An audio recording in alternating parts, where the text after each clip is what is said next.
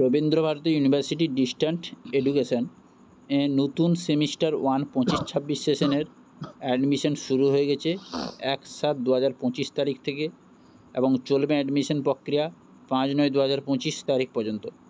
যারা আরবিইউ ডিডিইতে অ্যাডমিশন নিতে চাও তারা 5 সেপ্টেম্বরের মধ্যে অনলাইন ফর্ম ফিল আপ করে তারপর ফিজ পেমেন্ট করে ডাইরেক্ট অ্যাডমিশন নিতে হবে।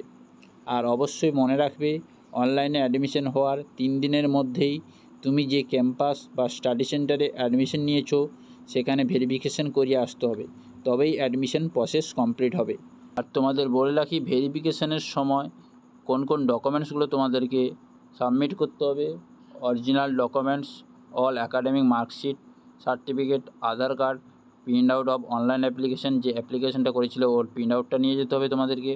পেমেন্ট রিসিপ্ট, কাস্ট সার্টিফিকেট থাকলে কাস্ট সার্টিফিকেট নিয়ে যাবে, পিডাব্লিউডি থাকলে পিডাব্লিউডি নিয়ে যাবে। এগুলো নিয়ে তোমরা স্টাডি সেন্টার বা লার্নিং সাপোর্ট সেন্টারে তোমরা গিয়ে ভেরিফিকেশনটা করিয়ে আসবে অ্যাডমিশন হওয়ার পরে। সমস্ত যেগুলো লেগেছিল অ্যাডমিশনের সময়, অনলাইনে ফর্ম ফিল আপের সময়, সেগুলোই তোমাদেরকে নিয়ে যেতে হবে স্টাডি সেন্টার অথবা আরবিইউ মেন ক্যাম্পাসে। তাহলে বোঝা গেল।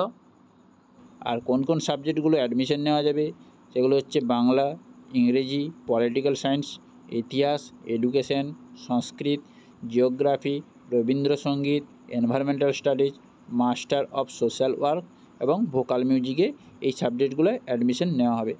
আর বিস্তারিত জানতে হলে অবশ্যই Rabindra Bharati university distant and online এডুকেশনের সেমিস্টার 1-এর অফিসিয়াল যে গ্রুপটি আছে ওই গ্রুপে তোমরা দেখে নেবে নোটিশগুলো কী কী আসছে।